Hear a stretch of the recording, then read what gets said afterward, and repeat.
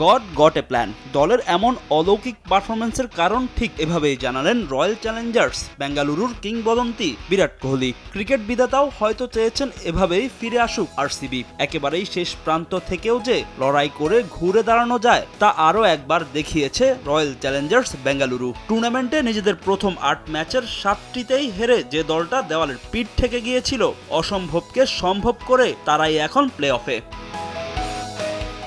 হার দিয়ে টুর্নামেন্ট শুরু করা আরসিবি দ্বিতীয় ম্যাচে জয়ের দেখা পায়। এরপর আর জয়ের মুখ দেখেনি দলটি। টানা পরাজয়ের পর হায়দ্রাবাদের বিপক্ষে জয়ের দেখা পায় বিরাট কোহলির দল। এরপর থেকে একের পর এক জয় তুলে নিতে থাকে দলটি। সবশেষ চেন্নাই সুপার কিংসকে ২৭ রানে হারায় তারা। ১৪ ম্যাচে ১৪ পয়েন্ট নিয়ে টেবিলের ৪-এ উঠে কোয়ালিফায়ার টিকিট কাটে আরসিবি।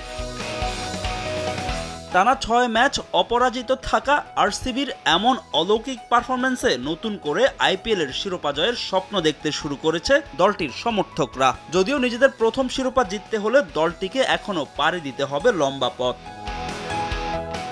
আগামী বুধবার আহমেদাবাদে প্রথম এলিমিনেটরে রাজস্থান রয়্যালসের মুখোমুখি হবে বেঙ্গালুরু। সেখানে জয় পেলে তাদের খেলতে হবে দ্বিতীয় এলিমিনেটর। সেই ম্যাচে তাদের প্রতিপক্ষ হবে প্রথম কোয়ালিফায়ারে কলকাতা নাইট রাইডার্স ও সানরাইজার্স হায়দ্রাবাদের ম্যাচে হেরে যাওয়া দল। সেই ম্যাচ জিতলেই কাঙ্ক্ষিত ফাইনালে পৌঁছে যাবে তারা।